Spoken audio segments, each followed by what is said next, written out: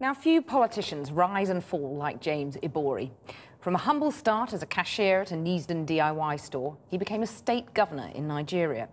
But for 8 years, he systematically looted and stole to fund a lifestyle of fast cars and luxury properties.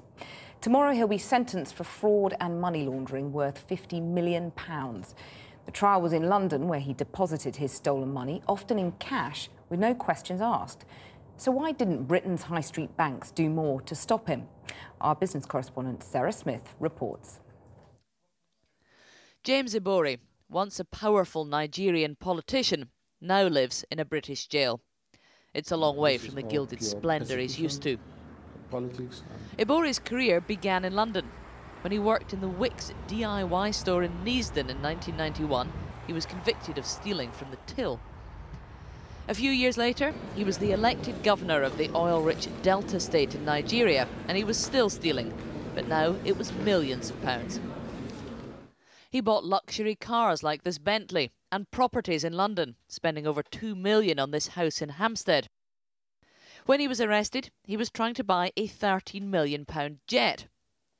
Tomorrow, he will be sentenced for money laundering and fraud. The fact that this has happened, I cannot stress how internationally significant it is, because this man was a powerful governor of Delta State, and he has now been brought to book, and it shows that no one is untouchable. This is being hailed as a major victory for the British justice system. A corrupt foreign leader who couldn't be prosecuted in his own country finally brought to justice right here in the UK. But before we start feeling too proud of ourselves, let's take a closer look at the multiple British bank accounts James Ibori used to smuggle those stolen millions out of Nigeria. Banks like Barclays, where Ibori had at least 6 accounts, as did his sister, his wife and his mistress. Accounts they used to launder millions. James Ibori was able to bring millions of pounds of his looted funds through British banks to buy British houses, to send his children to British schools using a British solicitor.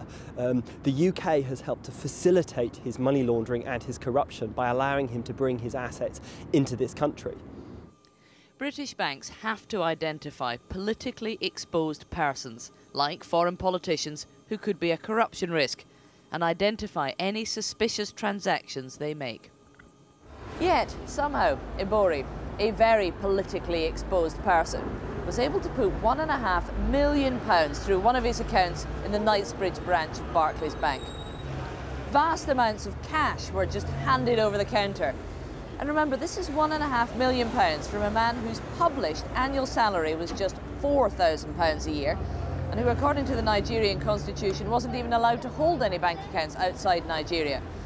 You would think alarm bells would have been ringing inside Barclays, and very loudly. I spoke to Barclays today. They wouldn't discuss Ibori's accounts, but they told me they do have robust anti-money laundering policies in place. A recent report by the Financial Services Authority found there were serious weaknesses in many British banks' safeguards against money laundering.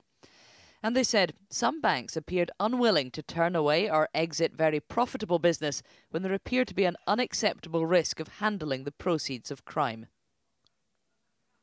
Ibori isn't the first corrupt political leader to stash his cash in Britain. Billions in stolen funds have washed through our banks. This case shows the courts can take action. The question is whether our banks will do the same.